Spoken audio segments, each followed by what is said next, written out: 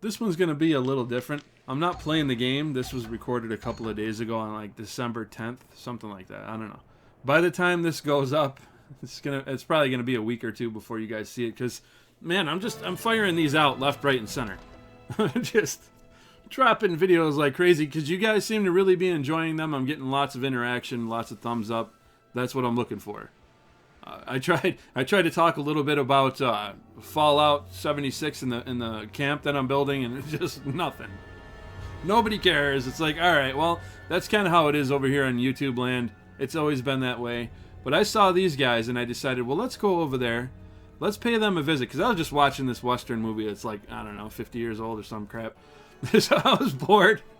I'm like, hey, there's people on tonight. This is interesting. It was a Saturday night. So I just zipped over here real quick, and lo and behold, they've already got Vox like a quarter of the way down. And it's just funny the way you can drop in on people, and then this happened. Whoa, I haven't joined a group in this game in, I don't know, forever. It's so weird how when you just the act of doing something like joining a group, it triggers something in your brain. It's like, oh, I remember that. And it's funny, in a little while I figure out that the chat function works. And you can tell everybody is like, oh wow,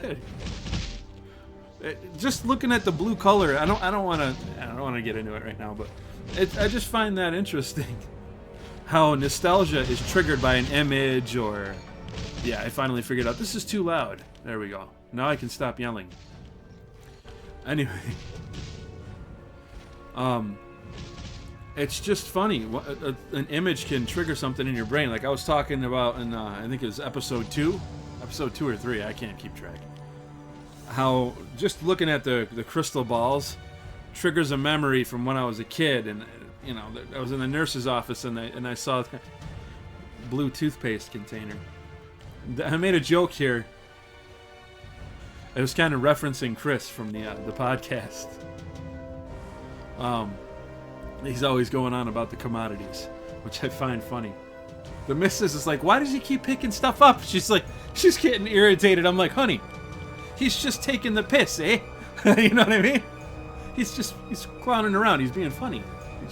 It's difficult to make these videos interesting, y'all. So you got to come up with jokes. You got to throw in pop culture references. You know what I mean? Know what I mean? Because if you don't do that, it's just a bunch of people standing around waiting for stuff to spawn so they can smack it. And it's not even really, it's not done, right? Everybody's standing around with a generic short sword. I think that's a short sword, right? I don't know. Anyway, you like that little trick?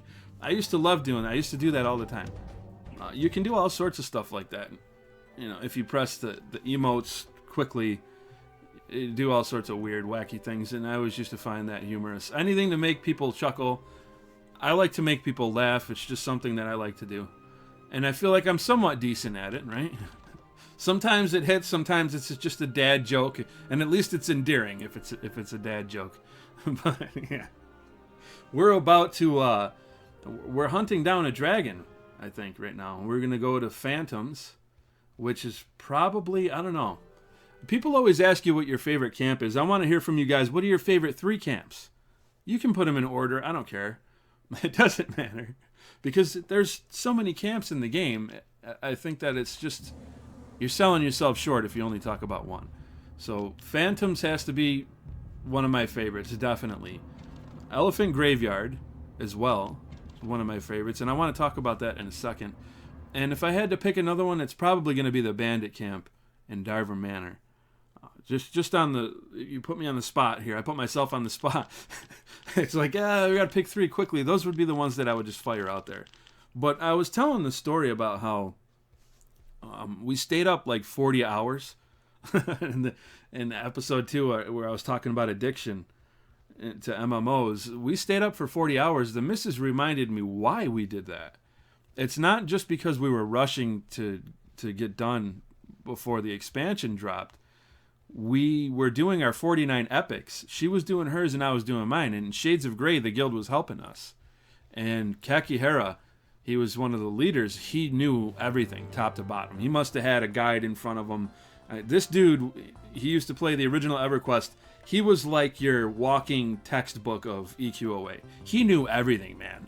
Everybody in the guild was like, hey, Khaki, can you tell me? But he knew it. And he didn't even have to look it up. He just fired it back at you like that. You know the guy I'm talking about. Every guild had that one dude. At least one. Where they're like, oh yeah, you just you take a left at the rock, and if you go too far, if you see that tree, he knew everything. So we got through it.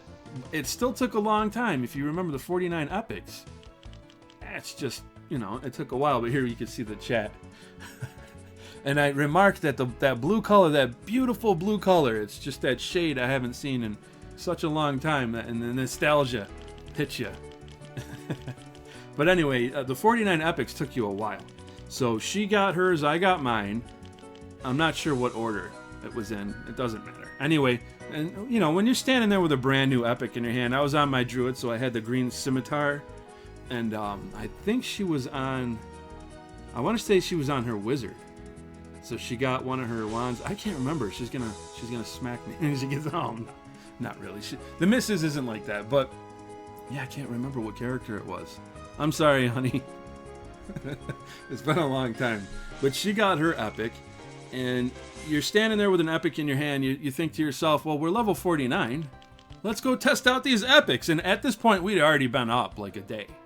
And it's like, you start to get kind of numb. You're like, whatever, let's just... And we went out to Elephant Graveyard, and going from 49 to 50, that took like another, I don't know, 20 hours. So when I learned that at the end of this game's life cycle, you could get to 60 in like 12 hours, or something crazy like that with Boone, I was like mortified. Like, I literally recoiled in my chair. I was like, ew, and it felt gross. I'm like, what? People got to end cap in hours? It used to take us months. So when this comes out, dude, I don't want to see Boone anywhere, like ever. And those porters in the town, can I just request right now, and I know some people are going to get angry, and I don't care. Those porters who port you to Freeport or whatever, get rid of those, please. I don't want to see those for hopefully years, man.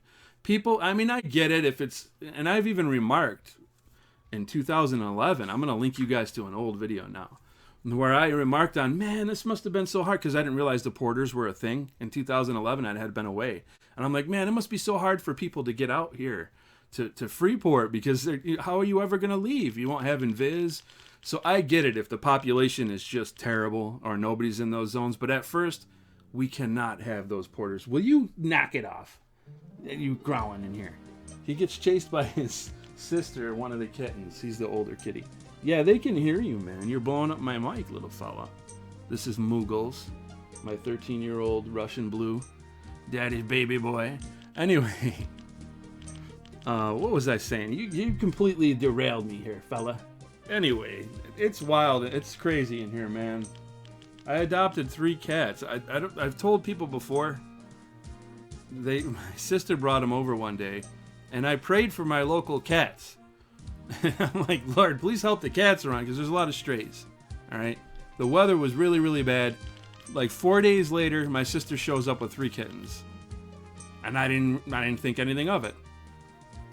The missus tells me, I got up, she's like, yeah, your sister had kittens today. She wants us to take them. So the next day she comes back with them. We take the cats. Obviously, you're raising cats. You're bottle feeding them. Their mommy's not around. You get attached to them pretty quick. So I was in love with them when, like, the first time I looked at them. I'm like, yeah, they're not going anywhere.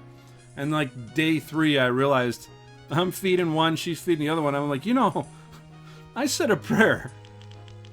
I said a prayer for the cats in the area. And these ones were found in an abandoned car. I've heard 2 different stories. My sister said they were in an abandoned car, and then the person who found them said, no, they were by a dumpster. So I'm going to take it that it was an abandoned car by a dumpster. I don't know. Either way, I was upset that they didn't get the mama cat, because you really should get them together. But they got them. I'm sure mommy was all sorts of upset when she came back to the car and didn't see her babies. So her and I were very angry about that, but we were grateful that they weren't being raised out in the rough New York weather. And when I say New York to people, New York, I don't want you to think I'm in a city, okay? Think of Cowland, pretty much. That's where I grew up, like Sherfall Glade, way out in the country. I'm in the suburbs now, but it doesn't matter. Anyway, the cats wouldn't do well out here with the weather. So I'm grateful that we got them. And I said to her, I said, I said a prayer for cats. 4 days later, here's 3 kittens. I think God's telling me, hey, buddy, it's great that you're praying, but how about you get in there and play ball? You know what I mean? Help out a little bit. So I named the female Abigail. I went online. I'm like, what? I prayed. I'm like, Lord, what should I name this cat? I want the Spirit to lead me on this one. And I came up with Abigail in a search. I was looking up like old Hebrew, and it means Father's joy. And that is absolutely true. She's the most adorable little thing. Anyway, I'm going on and on about my cats for like an hour.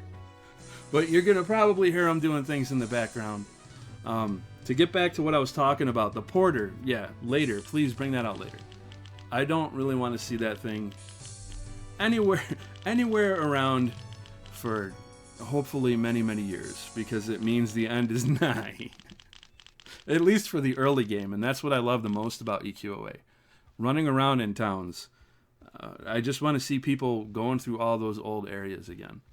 But yeah, we're just in chat. You could see we're talking about the different classes that we're into. Druid was really good at solo. That's what I liked about Druids. They could use snares and whatnot.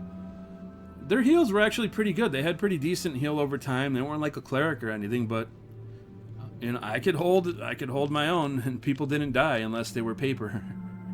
So maybe when I was a storm caller at first, things weren't going so good because I wanted to make, in my head, I wanted to make a damaged druid, right? Like, he deals tons of lightning damage, but he's good in a pinch for heals. This ain't World of Warcraft, son. It don't work that way. If you're a druid, you're not doing damage. You're just not. You can do some decent dots damage over time, and you can do pretty well. But I mean, let's be honest, if we're soloing, we're running in a circle for like an hour. But it's possible. It's very possible. And here we're talking about our favorite music. This is from the Plane of Water. I've pointed this out before. I don't know if y'all remember. Plane of Water and the Planes of Power expansion, EverQuest 1. And this is definitely my favorite tune. And he mentions Solasek I think it was his favorite tune. Somebody said in here. I'm not sure. I don't think I ever grouped up with these guys before, but I know they're active in the Discord. At least one of them is. Yeah, I always like the mushroom mobs. They were one of my favorites. That's another question. What are your favorite 3 mobs? I don't want to hear just one. I'm gonna go to the eyeballs. The different variations of the eyeballs. You had what was it? The Lord's Rag. He had like a headdress on. And then you had the guy with the glass, the seeing eye glass. I never fought this dude. I don't know. I didn't do, like I said, I didn't do a lot of raiding. But yeah, just standard mobs. I liked the saved moots. They were pretty cool too. But I have to say, Phantoms. If you ever get a close look at Phantoms, they got a lot going on with them. There's different shades of blue, and I don't know. They just look really nice. They're probably one of the cooler looking mobs. So yeah, let me know what your favorite mobs are, guys. And this right here, he said his favorite music was Solasek I. I'm gonna have to put that in here real quick and splice that in because I don't remember what song that is.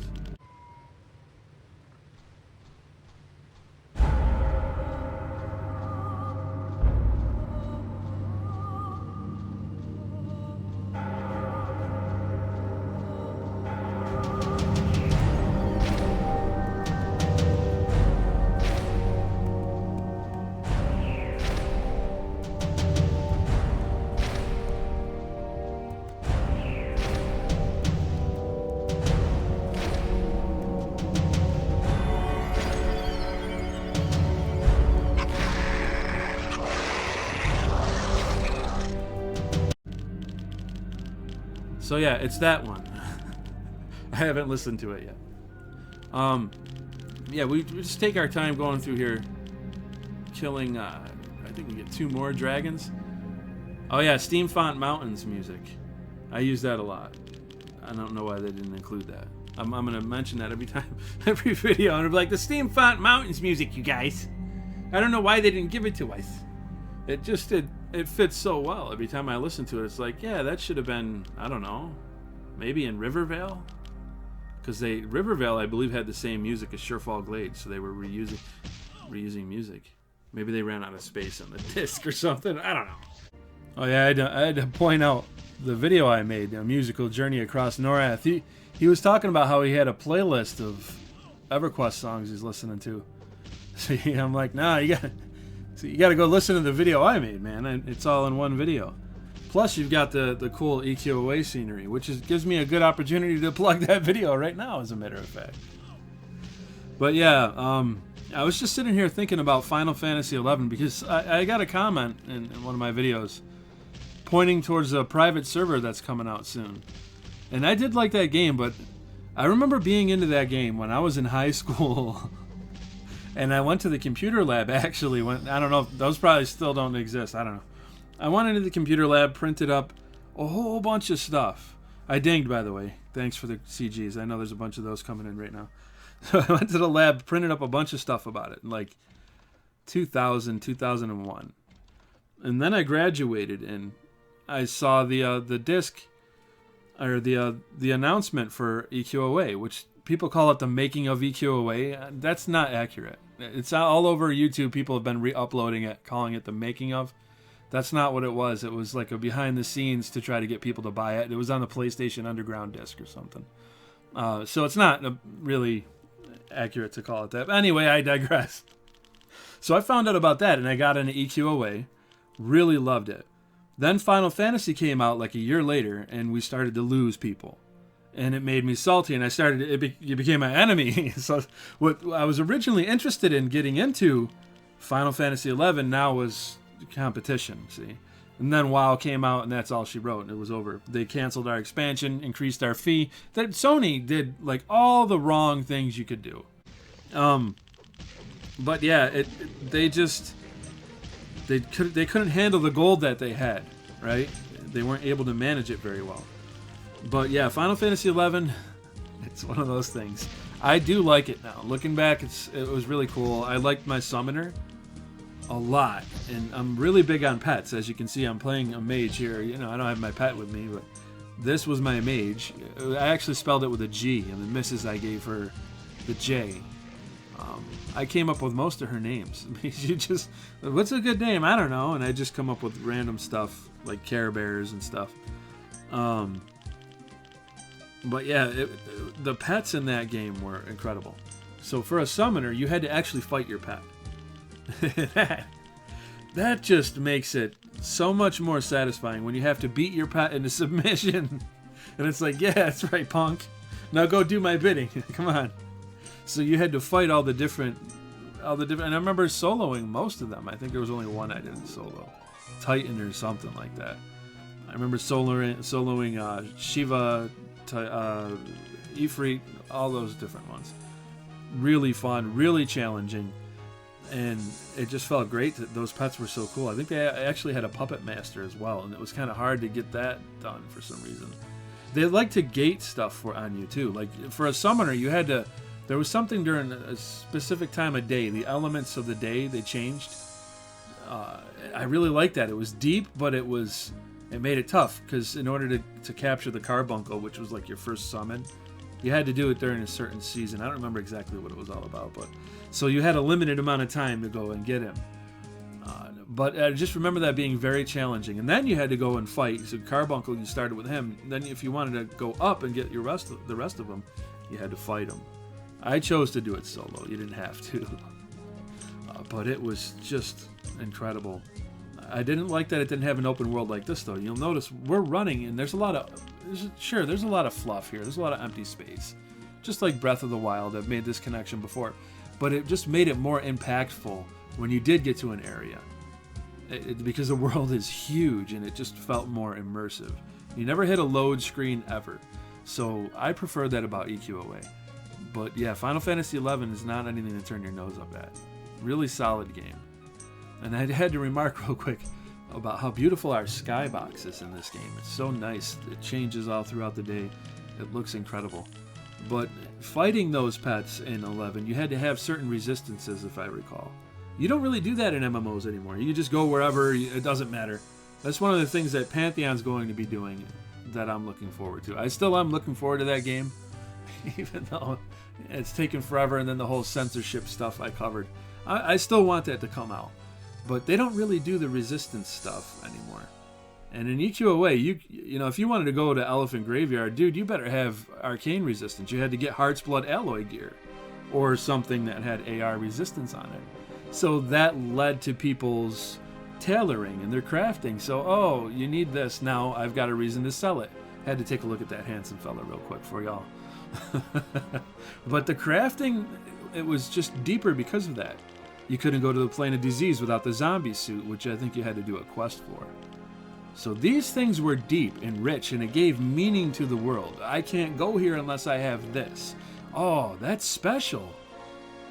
There must be really good gear there. It's probably worth it for me to go get that gear. So these are things that Final Fantasy XI did well. EQOA did them well.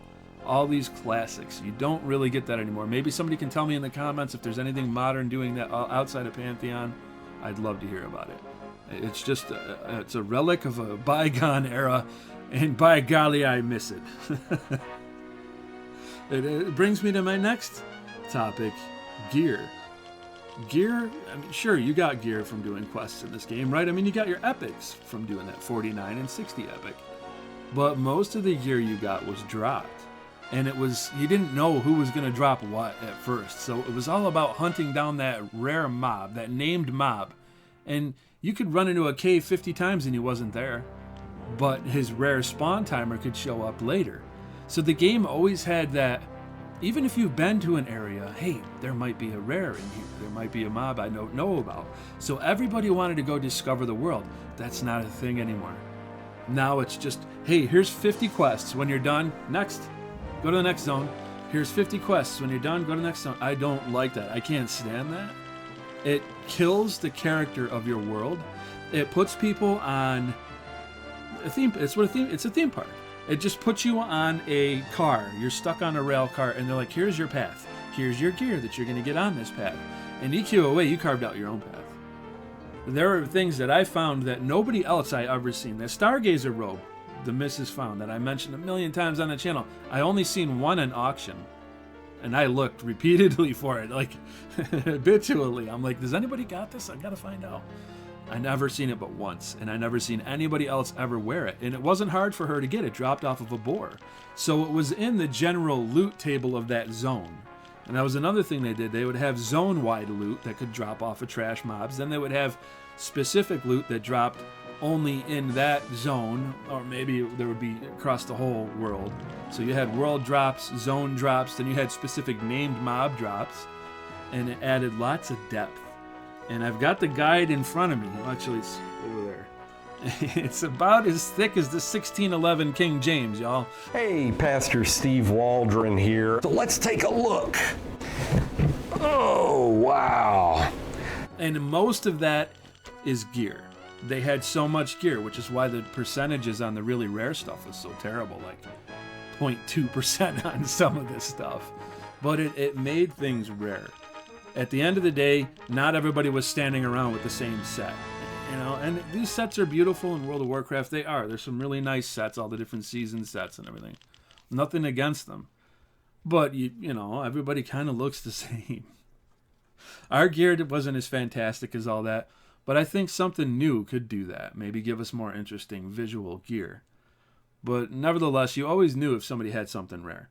Even if it was just a plain robe, it stood out. And it was kind of like with RuneScape, they had party hats.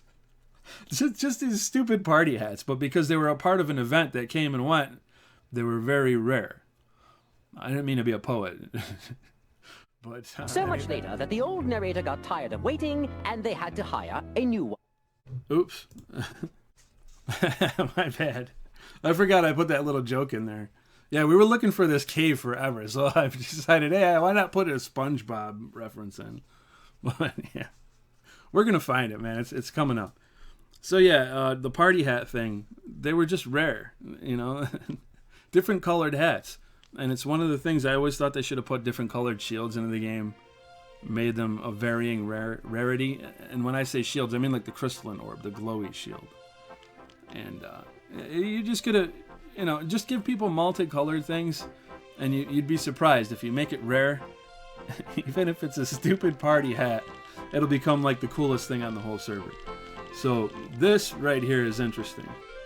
I love the fact that this guy hailed a mob, and it triggered that, oh, we must be close because it's that mob. And they immediately they got what I was talking about. Yup, that's the old days where, you know, take a right at the rock. And it's just something that you don't get anymore. Was it frustrating? Like I'm saying right here, you swore at your screen. But at the end of the day, it was the most satisfying feeling because you had to really work for it. You didn't have a map or anything. You had to go off of the landmarks. Oh, hey, those ants right there, I remember them. They ran faster than normal. They killed me like 10 times when I came out here. I'll never forget that. Yeah, we're close. EQOA. Try selling that to people. Try using that as an advertisement. They'll run the opposite direction. But I think that wheel, I think that's starting to turn. Because look at Dark Souls. There are people who are hungry for a challenge.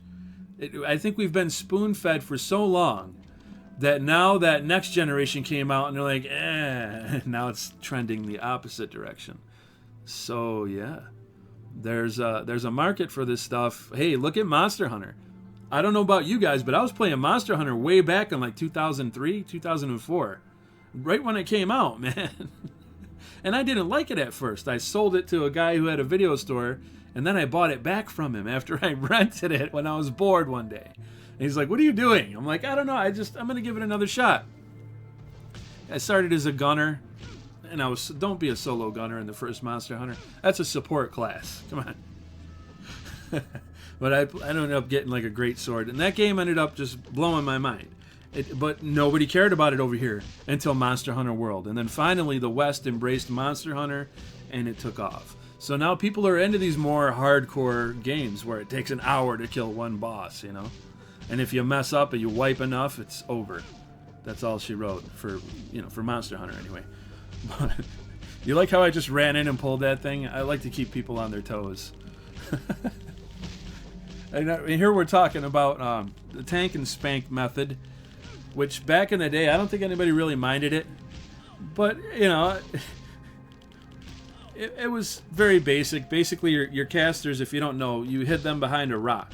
As long as they were out of line of sight of the mob, they couldn't be hit with an AoE that would drop them in seconds. Because that's what really what wiped you. Your healer got hit by an AoE because they popped out behind that rock too quick. And that was it. Or the mob went berserk because your DPS was terrible and the timer went off and it just went berserk. And once that happened, you couldn't beat it. It just wiped everybody. It was a mechanism to get you to go gear up, I guess. But oddly enough, we didn't have any DPS chart stuff going on. I guess that's because it was a console game, so it's not very odd. But yeah, nobody was telling you to go gear up. Nobody was yelling at you. If you wiped, you wiped. And it was just understood that you had to get good. The tank and spank method, it doesn't really work anymore. It didn't age very well, if we're being honest. World of Warcraft really did that well. They gave you all those mechanics that made it interesting. So if I were to make EQOA 2, which, by the way, that's going to bring me to my next point. There's a little old game being worked on right now. I'm going to talk about that in a second. But if you were to make a modern EQOA, you'd have to have better raid mechanics.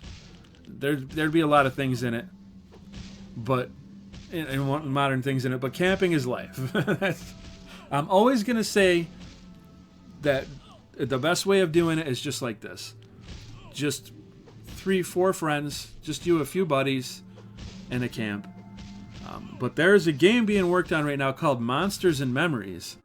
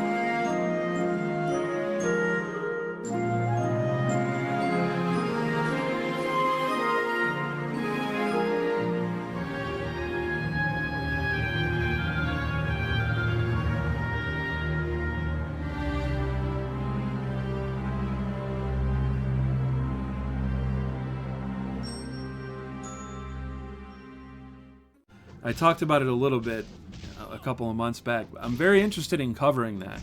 If you guys want me to talk about that going forward. They're even using similar coloring in their logo as EQOA. It looks a lot like EQOA, and it's obviously aiming for the EverQuest style. But I'm hoping that those guys, I hope that they weave EQOA into that as well. And it looks like they are. I mean, just but like I said, the logo alone looks that way. But what I'm most interested in from that game are the pets being a lot like our Necromancer was and our Mage was. I didn't care for the way they did it in EQ1. They were just kind of, I don't know, they're kind of boring.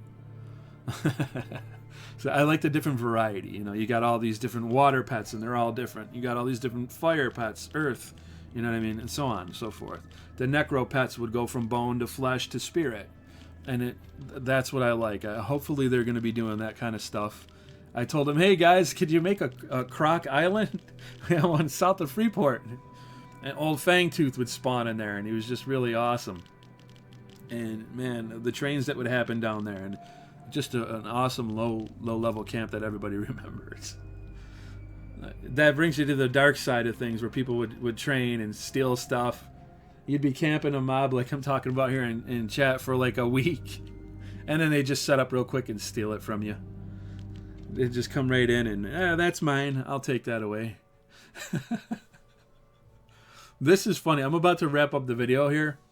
It's really funny that I thought I knew where this guy was going. Because he's like, I'm going to go to Freeport and log out. I'm like, yeah. He's going to the Rock. And then he's like, hey, guess where I'm going? I'm like, Le Rock? The Rock of Eternal AFK-age? The other dude came over there. But no, he went to the other rock. And then he made a reference, I think, to the save state. I don't know, maybe he was one of the characters. I have to look at it again, because his name is familiar. Bedoria, he might have been one of the guys standing up on that rock. If you guys remember when we just had the save state. I don't know. I'm not sure who these guys are, but I do remember seeing him around a lot. He could be working on the game. He's probably somebody working on the game. I don't know who he is. He used to stand over on this one and over on that rock. It's funny how all these different people would stand on rocks. So that's part of the reason why I said, why I made the intro founded on a rock.